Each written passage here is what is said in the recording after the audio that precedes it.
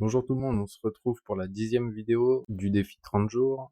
Alors, je suis un petit peu à la bourre, mais on va essayer de la poster quand même avant minuit. Dans les commentaires, on m'avait demandé comment nettoyer les pierres et les pivots. On va commencer par l'outillage. Donc l'essence c'est le benzinier. On met de l'essence partout, c'est bien.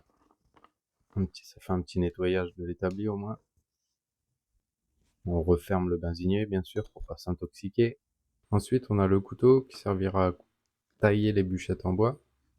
Ces petites bûchettes en bois avec différentes formes, du côté plat, des pointes plus ou moins fines d'ailleurs.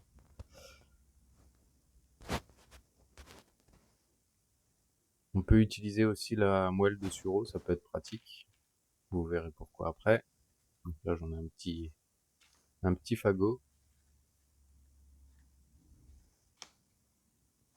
Le pinceau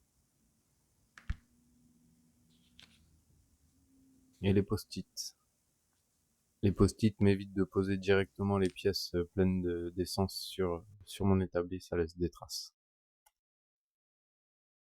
Donc voilà pour la platine voilà pour le cobaye, 64,97 comme d'habitude. Donc là on voit les pierres qui sont pleines d'huile.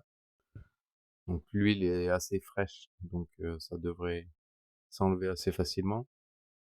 Pour des pièces plus anciennes et avec de l'huile qui a séché, voire gommé, j'utilise le même principe, sauf que le nettoyage dure beaucoup plus longtemps. Je trempe la platine dans l'essence, je passe un coup de pinceau partout, surtout au niveau des pierres, je sors, je mets sur le post-it, et je passe un coup de soufflette, et on voit déjà que sont quasiment nickel, voire nickel, au moins sur les surfaces plates. C'est toujours bien de passer une bûchette dans les trous de pierre. Pour celle-ci, ça devrait aller. Je vous disais, l'huile est assez récente, donc ça, ça s'en va assez bien. Mais sinon, il faut passer la bûchette et regarder à cet endroit-là à chaque fois qu'on sort, s'il reste des traces ou pas. Quand c'est propre, quand on ressort, c'est qu'il n'y a plus besoin de nettoyer. Bon, par contre, là, il reste quelques traces sur la platine. Je vous montre vite fait. Hein,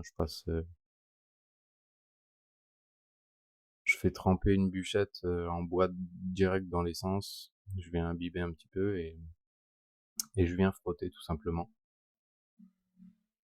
jusqu'à temps que les traces partent. Après, les traces, c'est des petites taches qui sont pas très importantes, c'est plus esthétique qu'autre chose. Mais en général, j'aime bien nettoyer que ça soit nickel. Donc là, on frotte. On voit que je nettoie plus grand chose, que j'étale plus qu'autre chose. Donc on fait un petit coup de trempette dans l'essence et on recommence. Et là, on voit que ça s'en va un peu mieux déjà. Donc au bout d'un moment, on n'hésite pas à tailler aussi les bûchettes quand on voit qu'elles sont assez sales sur les extrémités, parce que sinon on fait qu'étaler la saleté qu'il y a dessus. Après, il y a des pierres qui sont assez compliquées parce que le trou est vraiment minuscule, donc il va falloir tailler une bûchette ultra fine. Et quand on nettoie avec la bûchette, il peut rester quelques particules comme on voit à l'écran. Donc ce que je fais, il y en a qui n'aiment pas, mais je prends un bout de Rodico neuf que je mets au bout d'une bûchette, je le touche pas avec les doigts, enfin j'ai mes doigtiers de protection pour éviter de transférer quoi que ce soit dessus. Et je viens tamponner les petites particules qui restent dessus, qui restent sur les pierres. Et ça s'en va nickel. On fait attention de ne pas laisser de traces. Et là on passe à l'encre. Pour l'encre, avec la 9415, sur les deux palettes, il y en a sur plusieurs faces, donc il faudra bien vérifier de partout. La lubrification a tendance à tenir un peu plus que le reste. Donc on passe dans la benzine, un coup de soufflette, et là par contre c'est toujours pas propre, vous voyez les petits résidus qui restent. Donc là, pareil, on sort la bûchette bien taillée, propre. On peut la tremper un petit coup dans l'essence et venir frotter gentiment. Alors j'ai vraiment galéré pour vous filmer ça, je pensais pas. pour que les reflets soient au bon endroit, pour que qu'on voit les saletés et surtout quand j'enlève, la saleté sur la vidéo, c'était vraiment compliqué donc j'ai fait au mieux, c'est un peu flou des fois, mais c'était vraiment super compliqué. Revenons au nettoyage. Vous pouvez utiliser aussi la le Rodico, ça nettoie plutôt bien les pierres, faut juste s'assurer qu'il reste pas des morceaux de Rodico.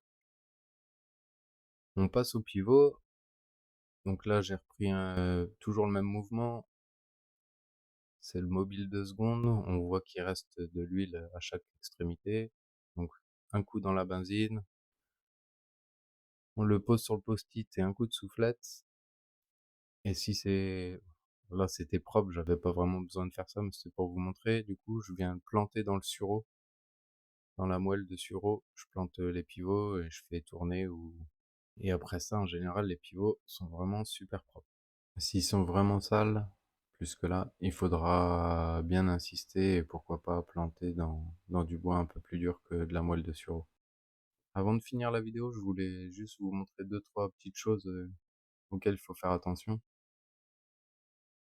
Tout d'abord, si vous utilisez le Rodico pour nettoyer, faites bien attention à pas laisser des bouts à droite à gauche.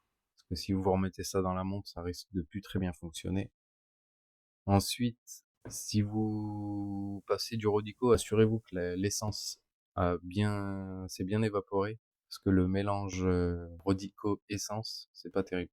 Voilà, on a la fin de la vidéo, donc je m'excuse pour la qualité, c'est pas le top du top, mais on a fait au mieux. Et comme d'habitude, abonnez-vous, likez la vidéo, ça aidera la chaîne, et on se retrouve demain pour la prochaine.